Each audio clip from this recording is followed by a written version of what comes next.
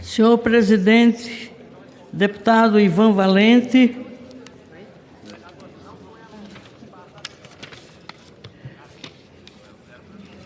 deputada Érica Cocai, senhora ministra ministra de Estado dos Direitos Humanos e da Cidadania, a senhora Macaé Maria Evaristo dos Santos, o senhor Ivo Herzog,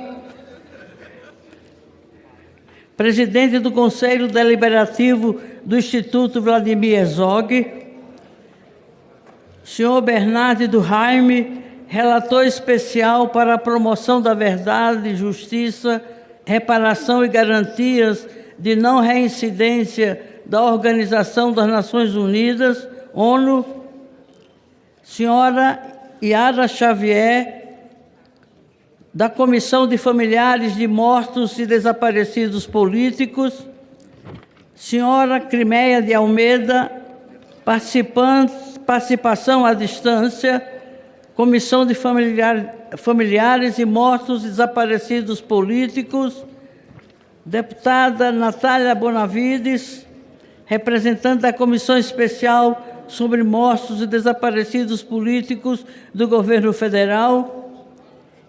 Finalmente, o senhor Francisco Paiva, neto do deputado federal Rubens Paiva. Meus senhores, minhas senhoras, estamos aqui nesta sessão solene para reafirmar o direito inalienável de todo ser humano de saber a verdade sobre a violência praticada pelo Estado, seja contra si, seus familiares, amigos ou representantes políticos. A inclusão do dia 24 de março, Dia Internacional do Direito à Verdade, no calendário nacional, pela Lei nº 13.605, de 9 de janeiro de 2018, dedicado à reflexão coletiva a respeito da importância do conhecimento circunstancial das situações em que tiveram ocorrido graves violações aos direitos humanos, seja para a reafirmação da dignidade humana das vítimas, seja para a superação dos estigmas sociais criados por tais violações.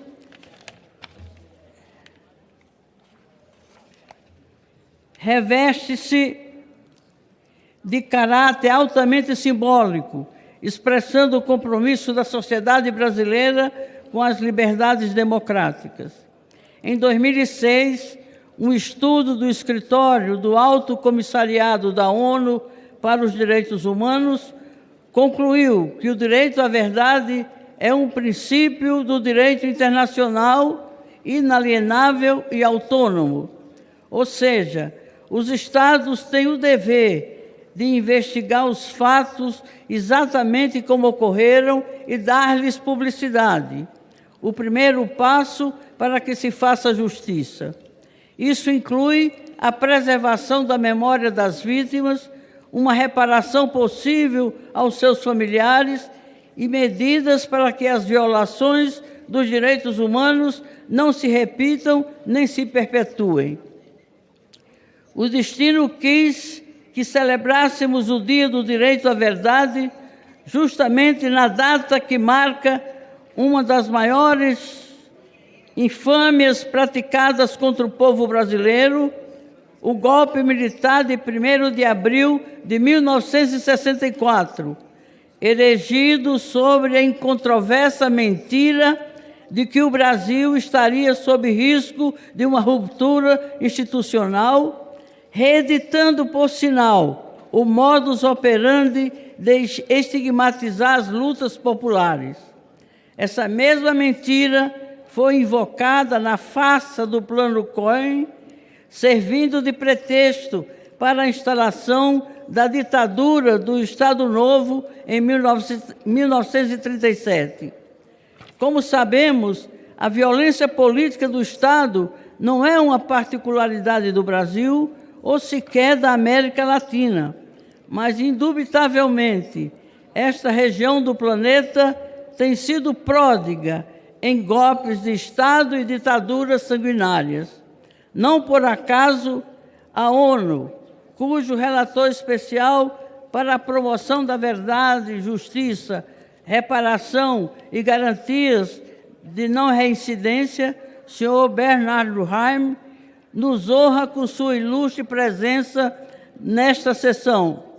Ao instituir o Dia Internacional do Direito à Verdade, escolheu o dia 24 de março em lembrança do assassinato em plena missa de Dom Oscar Romero, arcebispo de São Salvador, grande defensor dos direitos humanos durante a ditadura em El Salvador e canonizado santo da Igreja Católica.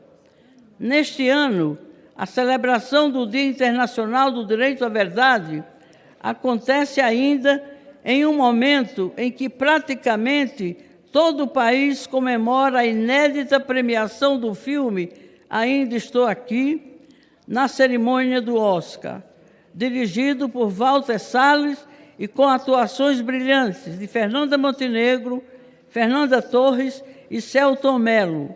A obra sensibiliza o mundo ao trazer à tona o sofrimento dos familiares das vítimas da ditadura, muitos dos quais ainda aguardam o direito fundamental de saber a verdade sobre o paradeiro de seus entes queridos.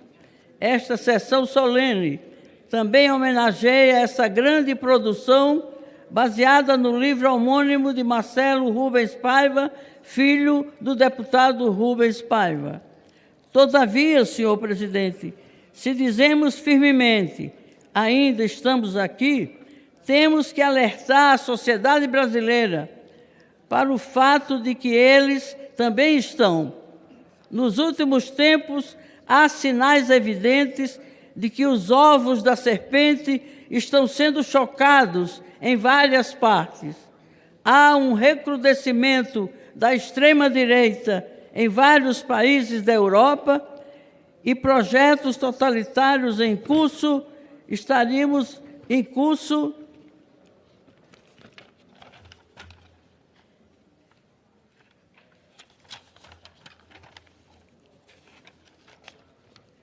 inclusive nos Estados Unidos da América.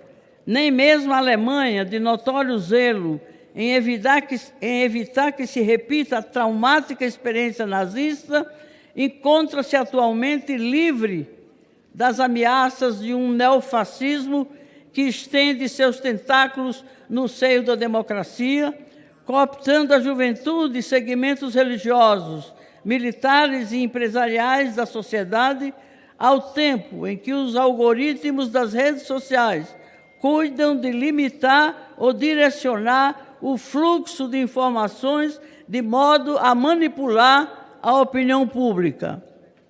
Este cenário, senhor presidente, este cenário global é agravado pelo contexto econômico em que o capitalismo financeiro e ultraliberal produz uma concentração de patrimônio e renda no 1% mais rico nunca antes vista, levando ao descontentamento das classes médias e dos trabalhadores e ao consequente desgaste para a democracia em quase todo o mundo.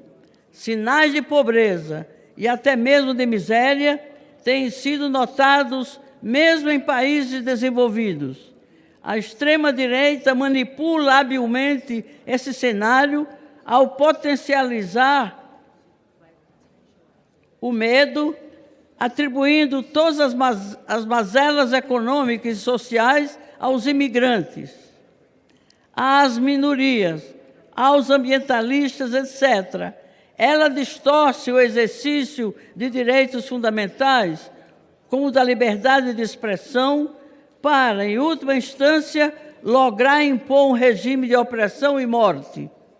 No âmbito nacional, os acontecimentos que culminaram no episódio de 8 de janeiro de 2023 sobejamente provados pelas investigações e depoimentos dos próprios envolvidos, são de extrema gravidade. Caso os objetivos houvessem sido atingidos, possivelmente não estaríamos aqui. Por força disto, as instituições precisam cumprir sua missão constitucional, não apenas para que haja punições históricas, mas para que tais fatos não se repitam.